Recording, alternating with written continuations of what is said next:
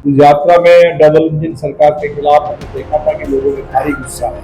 जीतन राम मांझी सांसद है, मंत्री है, लेकिन सबसे ज्यादा अगर मुसहर जाति के लोग पूरे बिहार में कहीं प्रताड़ित हो रहे हैं तो जिला है गया।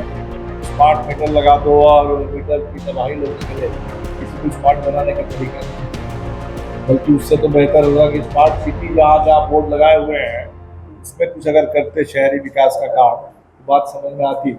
नमस्कार, आप लाइव सिटीज देख रहे हैं। आपके साथ मैं हूं वसीम खान। देखिए, सीपीआई-एमएल के राष्ट्रीय महासचिव दीपांकर भट्टाचार्य का बिहार में 4 सीटों पर हो रहे उपचुनाव को लेकर बड़ा बयान।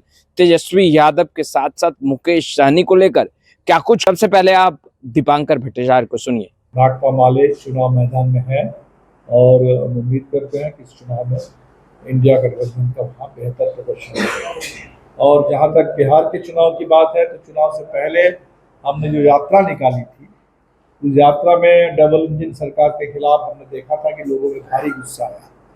तो जो चुनाव हो रहे हैं गया में, इस गया को इन्होंने दलित उत्पीड़न का लेबोरेटरी बना दिया। जीतन राम मांझी सांसद है, मंत्री है, लेकिन सबसे ज्यादा अगर मुसहर जाति के लोग पूरे बिहार में कहीं प्रताड़ित हो रहे हैं वो जिला है गया। इसीलिए चुनाव न्याय के लिए लड़ाई है।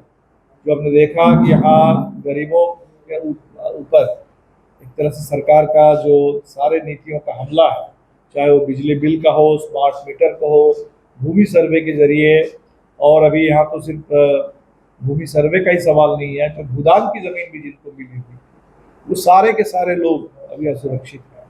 तो भूमि को केंद्र करके जो असुरक्षा पूरे बिहार में फैल चुकी है, अराजकता जो फैल रही है, इस असुरक्षा और अराजकता के खिलाफ, स्मार्ट मीटर की तबाही के खिलाफ, गरीबों से जो वादा खिलाफी नीतीश जी ने किया है, खासकर 2 लाख रुपए देने की जो बात थी 95 लाख परिवारों को नहीं दिया गया, पक्का मकान देने की बात थी 2022 तक नहीं दिया गया, 5 डिसमिल जमीन देने की बात थी, बिल्कुल अभी तक नहीं मिली। ये जो वादा खिलाफी है इसके खिलाफ, और अपराध जिस तरह से बढ़ रहा है बिहार में, इसके खिलाफ लोगों को एक तरह से जब 4 सीट पर चुनाव है, मुझे लगता है कि एक मिनी एक तरह का चुनाव का राउंड है। लोगों को एक सामने अवसर है अपनी राय देने का, और हमें समझता है कि मिनी जनादेश भी बिल्कुल निर्णायक रूप से एनडीए गठबंधन के डबल इंजन की सरकार के खिलाफ आएगा और इंडिया को भारी जीत मिलेगी। का अगर ये तरीका है स्मार्ट मीटर लगा दो और मीटर की तबाही लोग झेले, ये तो कोई स्मार्ट बनाने का तरीका नहीं है, बल्कि उससे तो बेहतर होगा कि स्मार्ट सिटी जहाँ जहाँ बोर्ड लगाए हुए हैं इसमें कुछ अगर करते शहरी विकास का काम तो बात समझ में आती। तो लोग तो काफी इसको लेकर के आक्रोश में है। तो हम उम्मीद करते हैं, विधानसभा का सत्र भी है, सरकार को इस पर पुनर्विचार करना चाहिए।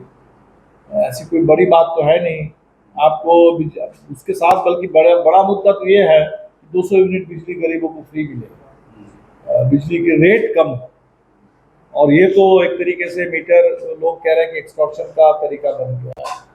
किसी तरह के रंगदारी, गरीबों से रंगदारी टैक्स वसूलने का तरीका ना हो स्मार्ट मीटर, ये तो सरकार को देखना चाहिए। तो आपने सुना दीपांकर भट्टाचार्य को स्पष्ट रूप से कहते नजर आ रहे हैं। देखिए, 11 तारीख प्रचार का आखिरी दिन, और तरारी और रामगढ़ में मुकेश सहनी, तेजस्वी यादव और दीपांकर भट्टाचार्य संयुक्त रूप से सभा।